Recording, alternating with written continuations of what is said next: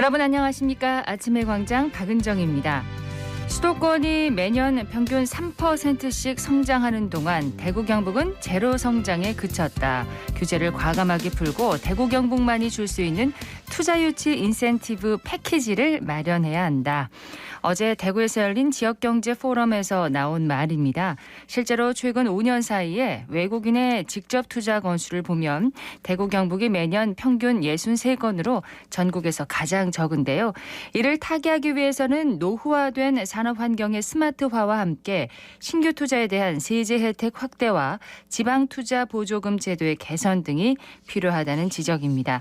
대구와 경북을 지탱하던 전자산업과 섬유산업이 부진에 빠지면서 지역 경제가 활력을 잃어가고 있는데요. 역동성을 되찾기 위한 방안들은 이미 전문가들에 의해서 다양하게 제시되고 있습니다. 문제는 바로 실행인데요. 지역의 투자 유치를 뒷받침하고 이끌어줄 정책들 더 늦기 전에 적극적으로 추진돼야겠습니다. 10월 5일 수요일 아침의 광장, 먼저 이 시각 교통 상황과 날씨 듣겠습니다. 서유리 리포터. 네, 먼저 고속도로 상황입니다. 경부고속도로 부산 방향으로 동김천 나들목에서 구미 나들목까지 시원하게 지나고요. 반대 서울 방향은 경산 나들목에서 도동 분기점까지 막힘없이 이동합니다.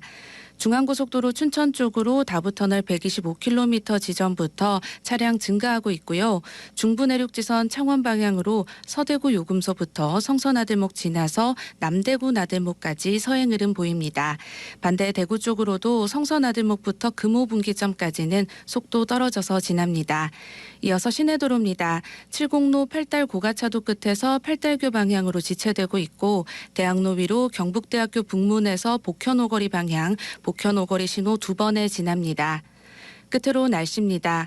오늘 대구와 경북은 흐린 가운데 아침 기온은 어제보다 5에서 10도가량 떨어져서 쌀쌀하겠습니다. 낮 최고 기온은 16에서 21도 분포 예상되고 대부분 지역에서 낮 기온이 20도 이하에 머물겠습니다. 바람도 약간 강하게 불어서 체감 온도는 더욱 낮겠으니까요. 외출하실 때는 입고 벗기 편한 겉옷 하나 챙겨 나가시는 게 좋겠습니다. 한편 기압골의 영향으로 오늘 경북 서부 내륙에는 가끔 비 내리는 곳이 있겠고요. 그 밖에 경북 내륙에는 내일까지 5mm 미만의 빗방울 떨어지는 곳 있겠습니다. 현재 대구의 기온은 15.8도, 습도는 74%입니다. 지금까지 서유리였습니다. 지역 시사정보 프로그램의 중심, KBS 대구 제1라디오 아침의 광장을 듣고 계십니다. 수요일 아침의 광장입니다. 8시 33분 지났습니다. 자, 오늘 아침 지역의 주요 뉴스부터 살펴보겠습니다. 뉴스민의 천영길 기자, 경향신문 백경렬 기자 함께합니다. 두 분 어서 오십시오. 네, 안녕하십니까. 자, 첫 소식은 뭔가요? 네, 여야 원내 5당의 국회의원들이 중대선거구제 도입과 비례대표제 확대를 위한 정치개혁법을 공동 발의했습니다. 어제 이상민 더불어민주당 의원이 대표 발의를 했는데 공직선거법, 정당법, 국회법, 정치자금법까지 개정안을 공동 발의했는데 네. 5당, 민주당은 물론 국민의힘, 정의당, 시대전환, 기본소득당 의원들까지 모두 함께 발의를 한 겁니다. 개정안의 내용은 어떻게 되나요? 네, 가장 대표적인 게 현행 국회의원 1명을 뽑는 이 소선거구제를 중대선거구제로 변경하는 내용이 담겼고요. 1명을 뽑는 제도에서 4명 또는 5명의 의원을 한 선거구에서 선출하는 이 방식입니다. 또 개정안에는 현재 지역구 국회의원이 127석인데 253석인데 이를 127석으로 줄이고 이 비례대표 의석을 권역별 비례대표와 전국 비례대표로 확대하는 내용도 담겼습니다. 여기에다가 정당을 누구나 설립할 수 있도록 이 서울 소재의 중앙당과 5개 광역시도당이 있어야 한다라고 하는 조항을 완화한 내용도 포함을 하고 있습니다.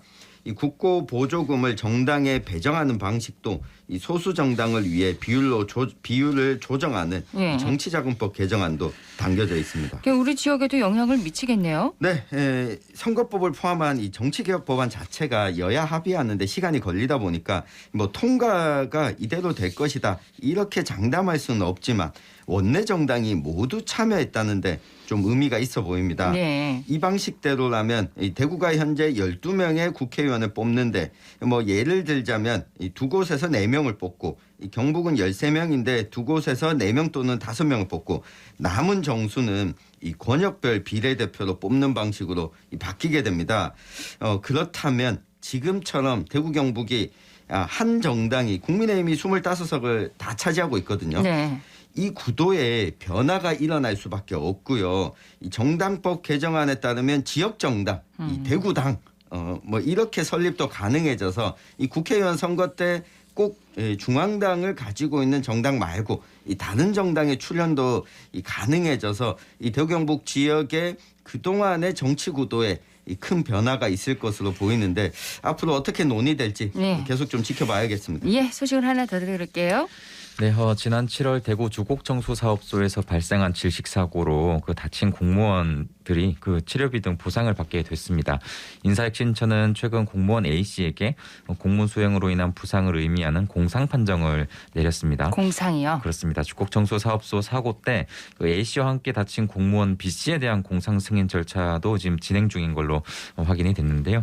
공상 신청 시기는 두 사람이 좀 다른 것으로 파악은 됐습니다. 어디서 보상을 하게 되는 건가요? 네, 그 근로복지공단이 일단 보상하는 산재 처리와는 달리 이 공상 처리는 회사로부터 치료비 등의 보상을 받게 됩니다. 그렇군요. 사고가 지난 7월 20일에 있었는데요. 그 달서구 주곡정수사업소에서 저류조 청소를 하던 60대 용역업체 노동자 한 명이 질식에서 안타깝게 숨졌습니다. 네. 이 공무원 2명은 당시 작업자를 구하려다가 질식해서 의식을 잃고 병원으로 이송이 됐는데 이들은 시아나 주소에 중독된 것으로 당초에는 좀 알려졌는데 경찰 등의 조사 결과 현장에서 다량의 황화수소가 검출된 바가 있습니다. 네, 소식을 하나 더 듣겠습니다. 네, 우리나라가 그동안은 마약 청정국 이렇게 분류가 됐었는데 이 마약류와 관련해서 잇따른 이 범죄가 계속해서 좀 확인되고 있습니다. 이 대구경찰청이 올해 초부터 지난달까지 이 텔레그램과 가상화폐를 이용해서 이 대마, 필로폰 등 마약류를 판매한 이 피의자 11명을 검거했다고 어제 밝혔습니다. 가상화폐를 송금하고 마약류를 투약한 42명을 붙잡았고 이 가운데 또 1명을 구속했는데요. 이 전국적으로 이 마약류를 유통한 것으로 확인이 됐는데 구매자들의 인적 사항을 좀 보면 10대도 1명 포함되어 있었고요. 그렇군요. 20대가 24명, 30대가 20명, 40대가 7명, 60대 1명 등으로 특히 10대에서 30대까지 이 젊은 층이 84.9%를 차지하고 있었습니다. 대구 경북에서 유통된 경우죠? 그렇습니다. 예. 압수품 가운데는 재배 중인 생대마도 포함이 됐는데 이 올해 3월 경북 울진에서 검거된 피의자가 자신의 주거지에서 이 대마를 재배하고 있었던 겁니다. 이번 단속 기간에 대마와 필로폰 등을 압수하게 됐는데 이 마약과 관련해서 마약류가 젊은 층에게 확산되고 있는 것이 이 텔레그램이나 가상화폐를 통해서 좀 전자적인 거래를 하게 되면 네. 증거가 남지 않을 것이다. 이것 때문에 좀 손쉽게 손을 대는 경우가 있다면서 그럼에도 불구하고 이 전문 수사 인력이 항시 단속하고 있기 때문에 검거될 수밖에 없다. 이 경찰은 이렇게 설명을 했습니다. 예, 이 마약류가 지역과 나이에 상관없이 유통되고 있다는 거. 네. 예, 오늘 마지막 소식으로 들었고요. 이슈 토크로 넘어가도록 하겠습니다. 오늘 짚어볼 이슈는 뭔가요? 네, 윤석열 정부에 대한 첫 국정감사가 어제부터 시작됐습니다. 이 대구 경북 주요 기관에 대한 국정감사는 6일부터 진행이 되는데 올해 국감에서 다뤄질 지역 이슈 살펴보겠습니다. 네, 올해 국정감사 진행 일정부터 좀 살펴볼까요? 네, 국정감사가 어제 그러니까 지난 4일부터 3주간 국회 법제사법위원회를 비롯한 14개 상임위에서 진행이 됩니다. 국감 대상 기관이 783곳인데요. 운영위원회와 정보위원회, 여성가족위원회 등 3개의 겸임 상임위 국감은 25일부터 다음 달 3일까지 별도로 이루어지게 됩니다. 네. 이번 정부의 첫 국감인 만큼 이 국민의힘은 문재인 정부 당시 불거진 여러 의혹을 좀 두루 살펴보겠다는 방침을 갖고 있고요. 더불어민주당은 민생국감 또 정책국감으로 만들겠다면서도 정부와 여당의 각종 실책과 의혹을 부각하겠다는 전략이어서 그 어느 때보다 여야의 좀 치열한 공방이 예상됩니다. 그렇군요. 지역기관에 대한 국감 일정은 언젠가요? 네, 가장 좀 관심이 모아지는 경상북도 국정감사가 오는 17일 진행될 예정입니다. 행정안전위원회가 오전에 경북도청에서 이 국정감사를 실시하고 오후에는 경북경찰청으로 자리를 옮겨서 경찰청에 대한 감사를 진행합니다. 또 교육위원회가 13일에 대구교육청, 경북대병원 또 경북대 치과병원에 대한 국정감사를 열고요. 네. 또 대구시교육청과 경북도 교육청에 대한 국정감사도 진행을 합니다. 또 법제사법위원회에는 14일 이 대구고등법원, 대구지방법원 등에 대한 고검과 지검에 대한 국정감사를 대전고등법원에서 함께 진행을 하고요. 예. 또 과학기술정보방송통신위원회는 7일에 한국수력원자력에 대한 국감을 국회에서 열고 이후에 19일에는 경주 월성원전 현장 시찰도 또 포함되어 있습니다. 이 환경노동위원회는 이 11일 대구지방환경청 또 12일에 대구지방고용노동청에 대한 국정감사를 실시하는데 이곳들의 경우에는 현장에서 진행하기보다 모두 이 국회에서 진행하게 됩니다. 예. 근데 대구시가 이번 국정감사 명단이 없네요. 네, 대구시는 지난해 국정감사를 받았습니다. 그래서 올해 감사 대상에서는 제외가 됐습니다. 예. 그러면 경상북도 국감에서는 어떤 사안이 주요하게 다뤄질까요? 네, 어제 그 행원이 국감에서도 좀 다뤘지만 이게 태풍 흰남노 때 좀 피해가 컸던 것과 관련해서 이 재난 대응 부분 관련해서 좀 질의가 있을 것 같고요. 네. 기타 최근 나왔던 이슈와 관련된 질문이 좀 있지 않을까 예상이 일단은 됩니다. 대구 경북 통합신공항 건설이라든가 대구 최수원 다변화와 관련한 그 대구시와의 좀 어떤 이른바 좀 마찰 같은 부분 이런 부분 그리고 대구 경북 연구원 분리 관련 등의 이슈가 좀 다뤄질 것 같습니다. 네. 조금 전에 이제 정리를 해주실 때 국회의원들이 이제 지역에 직접 내려와서 그 현장 국감을 진행하는 경우도 있고 국회에서 이루어지는 경우도 있고 이런데 이건 사안에 따라서 달라지는 건가요? 어떻게 정해지는 건가요? 이게 각 상임위원회마다 여야 간사가 만나서 이 전체적인 최종 일정을 조율하게 되는데 네. 이 코로나19 이전만 하더라도 현장에 가서 국정감사를 진행하는 경우가 많았습니다. 이게 코로나19를 거치면서 이동도 줄었고 또 큰 이슈가 있으면 해당 기관이 있는 곳에 가서 국정감사를 진행하는데 아무래도 이 크게 이슈가 나올 곳이 없는 곳이라고 여기게 되면 네. 국정감사를 국회에서 여러 곳을 한꺼번에 진행한다든가 이렇게 여야가 결정을 하게 되는 겁니다. 그냥 이제 자료만 받아서 네. 국회에서 이제 국정감사를 진행하는군요.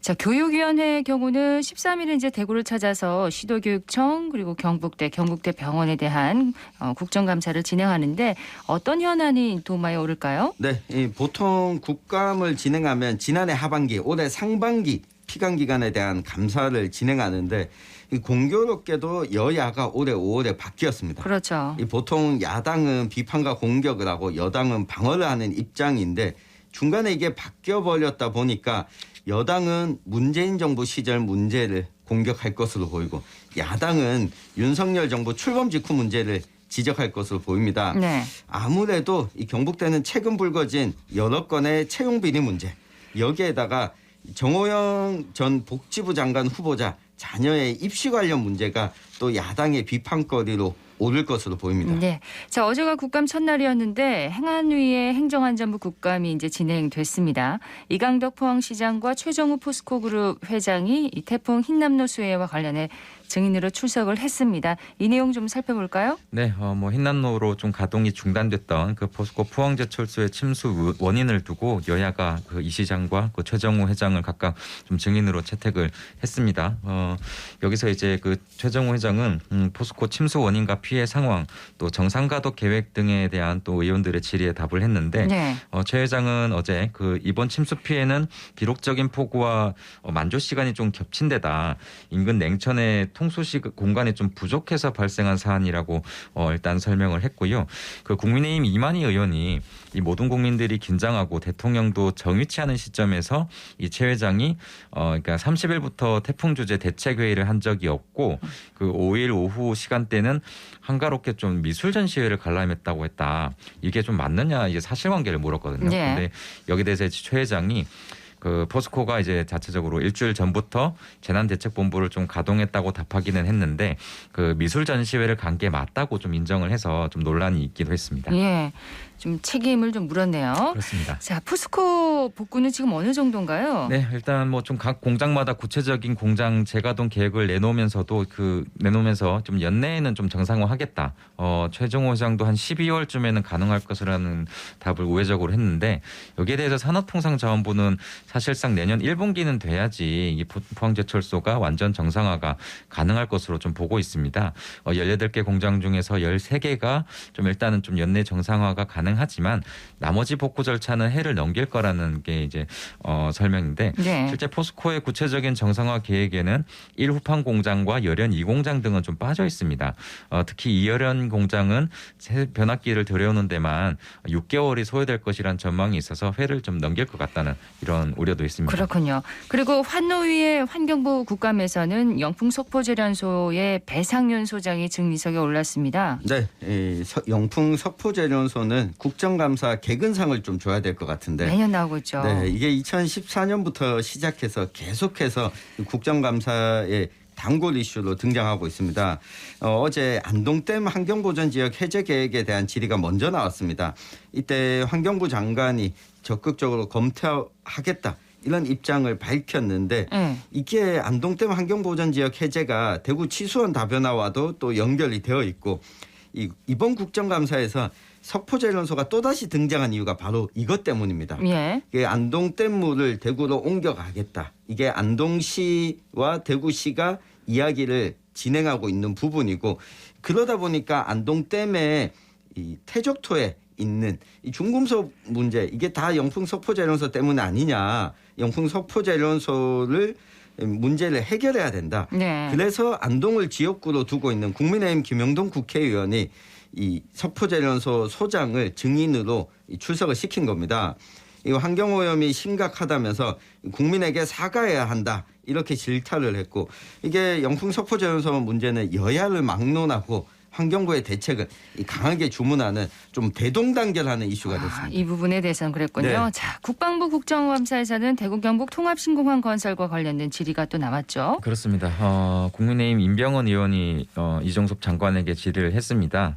일단 이번 좀 특별법의 핵심이 국가 재정 지원이 좀 가능하도록 근거를 마련한 건데 여기에 대해서 어떻게 생각하는지 장관의 생각을 좀 물었고요. 네. 또 국방 예산이 투입되더라도 국가 사업이기 때문에 이런 특별 항목을 만들어서 예산을 확보하는 등의 조치를 취해줄 수 있지 않느냐 뭐 이런 여부 등을 물었습니다. 여기에 대해서 이종섭 장관은 결국 국고 지원을 해야 하는 상황이라면 국방 예산이 들어갈 수밖에 없는 부분이기 때문에 세입 세출을 정확하게 평가하고 부족할 것으로 예상되는 부분을 판단할 필요가 있다.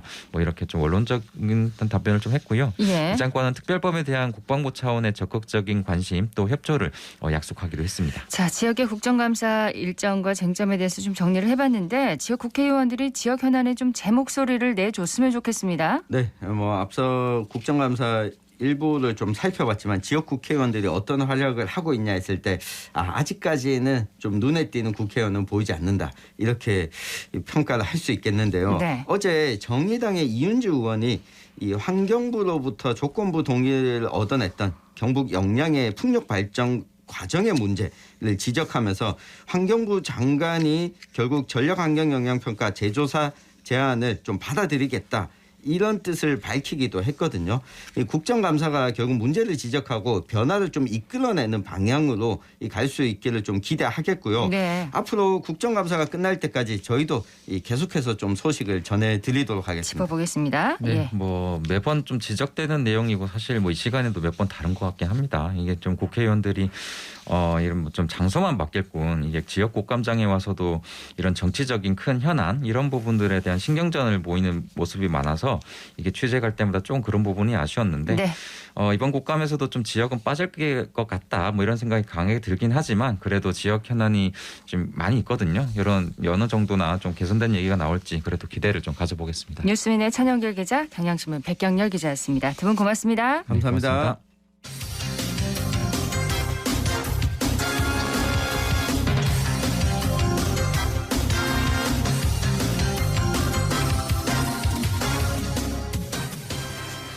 10월 5일입니다. 수요일 아침에 광장 함께하고 계십니다. 8시 49분 50분을 향하고 있습니다.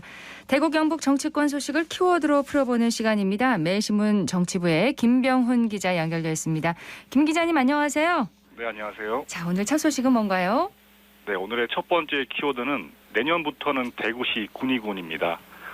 경북 지역 일부 국회의원이 반대하던 군의군의 대구시 편입법이 다음 달 통과가 유력시된다는 소식입니다. 이에 내년 상반기부터는 경상북도 군의군이 아닌 대구시 군의군으로 불릴 전망입니다. 그렇습니다. 자, 군의군의 대구시 편입에 대해서 경북 지역의 일부 국회의원들이 반대를 했었는데 이게 어떻게 해결이 됐네요. 이철우 경북도지사의 편입 찬성 입장 표명이 결정적이었습니다. 이철우 지사는 지난달 29일 군의군의 대구시 편입을 반대하는 이미자 경북도당 위원장에게 전화를 했는데요. 법안의 조속한 통과를 촉구했습니다. 네. 군의군을 대구시에 내어주더라도 우려하는 선거구 조정과 의석수 감소는 없을 것이라고 설득했습니다. 이 지사가 경북도 자체 시뮬레이션 수치를 근거로 제시하자 이미자 위원장도 납득한 것으로 전해졌습니다. 이 지사는 또 편입법이 상정되어 있는 국회 행정안전위원회 위원장인 이채익 의원과 여당 간사인 이만희 의원에게도 전화를 걸어 법안 통과를 요청했는데요. 네. 최종적으로 주호영 원내대표가 이미자 위원장과 김영판 대구시당 위원장 사이 중재에 나섰고 11월 법안 통과를 잠정 합의했습니다. 네. 그렇다면 군의군의 이 대구시 편입법 통과를 기정사실로 봐도 되는 걸까요? 현재 진행 중인 국정감사가 끝난 이후인 11월 법안 통과가 유력하지만 기정사실까지는 아닙니다. 이미자 경북도당 위원장은 설득이 됐지만 김영동 의원과 같은 강성파는 여전히 반대 입장을 고수하는 것으로 알려졌습니다. 네. 이 때문에 주호영 원내대표의 중재가 끝나고 나서도 완전한 타결이 이루어졌다는 발표가 나오지 않았습니다. 다만 경북의 행정부와 입법부를 대표하는 이철우 도지사와 이미자 위원장이 찬성하는 만큼 이제 법안을 반대할 명분이 크게 줄어든 건 사실입니다. 그렇군요. 자칫 역풍이 불 수 있기 때문인데요. 주호영 원내대표는 대구 경북 국회의원 전원이 동의하면 가장 좋지만 그렇지 않더라도 당론으로 채택해 법안 통과를 밀어붙이겠다는 계획입니다. 자, 그렇게 11월에 법안이 통과되면 내년에는 그럼 대구시 군의군이 되는 건가요? 네, 그렇습니다. 현재 국회 행정안전위원회에 계류되어 있는 법률안은 상임위 전체회의와 법사위를 거쳐 본회의에 상정됩니다. 여야 쟁점 법안이 아니기 때문에 법안 통과는 문제가 없을 전망입니다.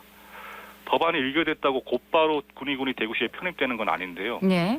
공동협의회 운영과 유관기관 협의 그리고 편입 실무 작업까지 최소 2-3달의 준비 기간이 필요합니다.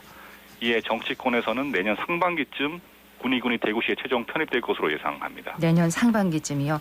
자, 이렇게 대구시 군의군이 되면 어떤 변화가 생길까요? 먼저 군의군민 2만 3천여 명이 곧바로 대구 시민이 되는데요.